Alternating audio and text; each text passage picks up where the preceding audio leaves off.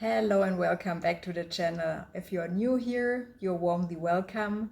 My name is Sandra and I make videos about faith and what God puts in my heart to learn you help growing in your walk with God.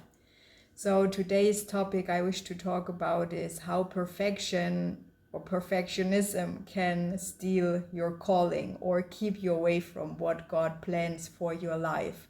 So there are a few points I wish to talk about because maybe you're someone who wishes to start a YouTube channel or a business or a ministry, or you simply want to talk to someone about Jesus, but you never feel quite ready. You always say, I still need to do something, I still need to learn something, I still need another skill, I still need to improve here, I need to get better there, then I can start.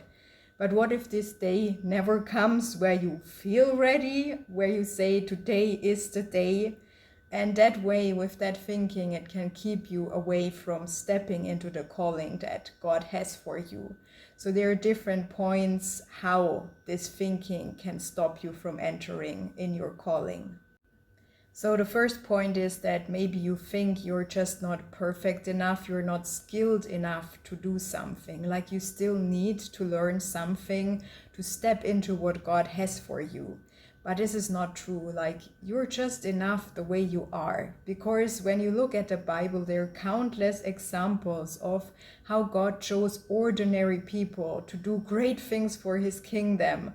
There were so many people who had flaws, who were not perfect at all, and still God said, I want you to do this and this thing that I call you to do. For example, there was Moses who said, I can't speak, or Gideon who said, I'm the weakest. There was Peter who wanted to walk so close with God, and in the end he denied Jesus. So you can ask yourself, why did God choose those people when they have so many flaws, when they're so imperfect, when they're so human, when they don't have the skills that maybe they should have had to fulfill that task that he gave them, but he chose them anyways. And that is the same with us today. He chooses ordinary people just like me and you to work for his kingdom, to do great things through you. And it's so much that you learn to depend on the Spirit, on his strength and not your own strength. And that you believe that he gave you the skills, that you have everything inside of you that you need to do. And this is very important here, that you believe that God equipped you with everything that you need to fulfill your calling that he put on your life. So the next point here is that sometimes perfectionism is not real the issue, but that it is fear disguised as perfectionism. Sometimes it sounds so spiritual to say like, it's not God's timing yet, I'm not ready, I still need to learn more, I still need to get better at something, and I still need to be better in my walk with Christ. I still need to hear God's voice in a better way before I can do something. But many times this is not the issue, but the issue is that it is really like deep inside a fear of failing, that maybe you failed in something in the past and you're afraid that you're going to fail again at this thing that you're trying to do, that you try to step into. You're afraid to be rejected by people, by, let's say, when it's about a YouTube video, you're afraid about the negative comments that might appear under your videos, that people criticize you, that they accuse you of things, that they just get things in a wrong way, and then they put something on you that you never meant to say that way. So you're really afraid of that, and not this, like, it's not the time yet, or I'm not ready yet and I still need to learn more skills. Because for God it's very much like he wants you to be ready to step into something, and this is a step of faith. So faith is not always everything is certain, I know all the road ahead, I know where everything is leading, I know the end of everything, but it's just to take the very first move in obedience, in faith, and then to see where everything is going. And for that you don't need to be perfect at all. So this is the big point, like faith is moving first. Like you don't wait until everything is certain, but you move by faith. And when you look at some examples from the Bible, you can see that Noah built the ark before it was raining. Like everyone was thinking he's crazy to build this big ship while there was no water inside. They were just thinking this person is insane probably. Like what the heck is he doing there? But he was faithful in doing what God told him to do. When you look at the disciples of Jesus, they left their jobs without knowing what Jesus would actually tell them to do. Like they did not know the way ahead, what things would await them, but still they decided to follow Jesus. Yes, I get you're afraid to start and you don't know where everything is leading, but a big point here is that God is continuing to shape you and form you and to equip you when you start walking. Like when you wait for this day where you say, now I feel confident, now I can start this. It might never happen because you never feel confident enough to step into this chapter, into this new projects that God puts on your heart. So you feel like you need to have everything figured out from step 1 to step 100, and then you can start. But many times it's just small beginnings that God is calling you to do just one small thing, and then you get the next puzzle piece, you get the next step, you get the bigger picture while you go. So it is just to make this first move, and then He will continue equipping you. Like when I look at myself with starting this YouTube channel, I have really zero experience. I just watch some creators and they give you tips and advice on how to do things, but the content on that is endless. I tell you, it's endless. You can watch hours and hours and hours on advice on how to do things, and in the end you're just more confused because some advice is even contradicting itself. So when it's about being a Christian, when it's about us children of God, it's so important to seek the wisdom from God, that you cooperate with the Holy Spirit, work together with Him on where you should improve, maybe what new skill you should learn, what topic to talk about, what is on His heart, to connect you with the right people to learn the skills from them. But you don't need that before you even start. It's just like you start even with simple things. For me, I record on my phone. I don't have a professional microphone in front of me. I don't have the best background in our Tanzanian house here in the background. It's just not the nicest setting that I'm filming in. Last times I was sitting on the sofa where I felt like the angle is even more bad. So at least now the lighting might be a bit better sitting in front of a window.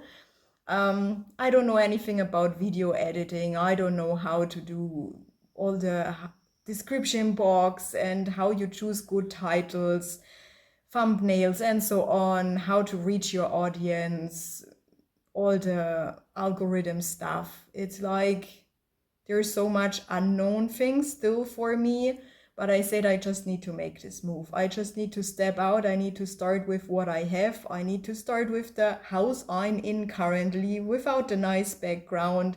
I need to start without the perfect microphone. I need to start without the good camera. I need to start with whatever is inside of my heart, whatever skills I have at the moment, and then I can still learn more things. I can still learn to edit videos better. I can one day buy a better microphone to do that, a better camera, but this is not my starting point. I cannot come with all those excuses and say I still need this and this and that, and then I can step out and do those things. Because probably when you have the good equipment, when you have the good microphone, when you have the good camera, still in the inside you probably don't feel ready, because this is the inside work. This is not the outside material or equipment that you have that makes you feel ready or confident, but it's in the inside. It's your heart, it's your position towards God. It's just this, okay, I step out in obedience and then everything will follow along the way. And exactly like this preparation, this endless preparation, or thinking I still need this, I need the perfect tools, I need the right equipment, I need the skills in perfection. This is a point where the enemy loves to delay us. Like he's using this strategy to just postpone what God puts on our heart, this vision that He has for our lives, this dream that you have in your heart. This is very much a point, all this excuses you find, all this, I still need that, I still need this, I still need to get more skilled, I still need to take this course, and then maybe I'm ready, and still you don't feel ready. So this is a very good strategy for the enemy to keep you delaying and delaying and delaying from stepping into what God has for you. And then there's another big point, that there's a very big difference between excellence and perfection. Yes, God wants that we do excellent work for his kingdom. He wants good work, he wants quality, but he does not require perfection from us. So excellent is saying, I will give my best for God that I have at the moment, with what is available, with what I know how to do it. But perfection, on the other hand, is saying, if it's not perfect, if it's not flawless, I will not start doing it. I will not step into this. And this is the big, big difference. Like that you say, I give my best, but it does not need to be flawless. And exactly this is what God wishes for you, that you step into this, that you are faithful, but you don't need to be flawless in what you're doing. So, and the last big point that we have is comparison. Like, comparison is the thief. He's stealing joy. And especially in this day and age where we live now, it is so easy to compare ourselves to others. Like when you think back to a time before the internet, before social media, before AI, the life you really saw from people is your neighbors, your friends, your colleagues. You met them at work, you met them in your neighborhood, you met them in school or wherever. And it was much easier to, yes, see their possessions. You saw their nice cars, you saw their nice houses, what they have in their houses, the nice vacations they went on. But you also saw their struggles. You saw how they're fighting at home, how they're not happy, how they feel lonely, how they're sad, how they're exhausted, how they struggle in their marriage, how they struggle with their children, how they struggle with their boss, or whatever kind of struggle they go through.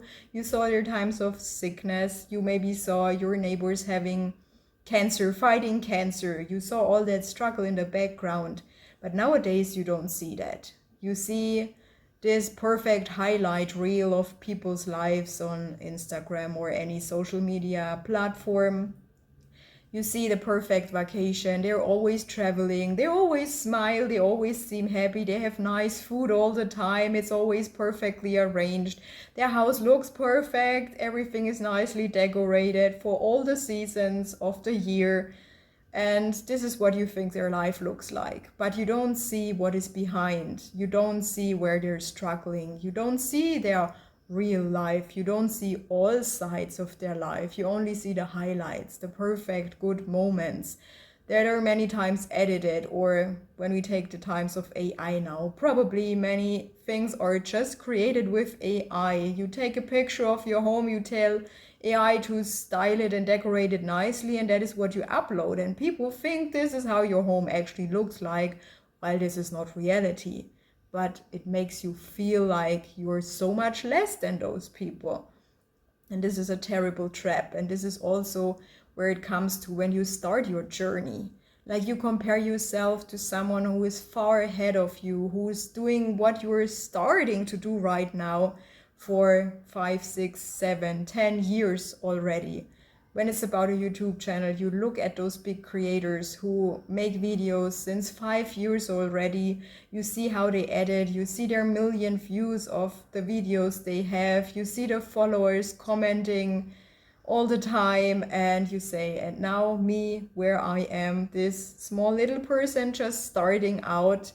So you compare yourself with that person, and this is such a big trap holding you back from even starting, because you wish to be there. You wish to be at that point where those people worked for years and years to build skills and to build that confidence and to learn how to edit, to reach their followers. When it's about a business that someone is running for 10 years already and you're just starting out, you see their sales, you see all their marketing strategies, you see their branding, and you feel like you're nothing compared to that because you're just starting out. and you think so small of yourself because you feel like you can't keep up with all those people that are so far ahead of you. But I tell you, those people also started those 10 years ago or 5 years ago. They started small, they started somewhere, and they did not have the skills they have right now. They did not have the knowledge they have right now. They did not have the audience they have right now. They did not have the sales they make right now. They probably started struggling with a lot of things, just the way you are doing now, but it did not hold them back from just continuing and trusting the process, and that someday they will improve. They were trusting that things will improve. And that is the same what I wish for you, that you trust the process, that you trust that God equipped you with everything, that you can still learn the skills as you go. But the important point is that you are starting and not letting those fears, those thoughts of perfectionism hold you back from starting to step into the calling that God has for your life. So I hope with all those points you saw that perfection comes in many shapes and forms. It's not just this one big thing that can hold you back, but it's coming in many different ways, how it shows up. There are so many thought patterns that run through your life, things that you learned from outside, things that people told you that you believe in the inside. So I hope that this video helped you to reflect and figure out where you might be stuck, that there's a certain point that was speaking to you, where you felt like there is something that is always coming up. That is this point where always I feel like this is holding me back. This thought is always stopping me from stepping into what I feel to do, what I dream about doing.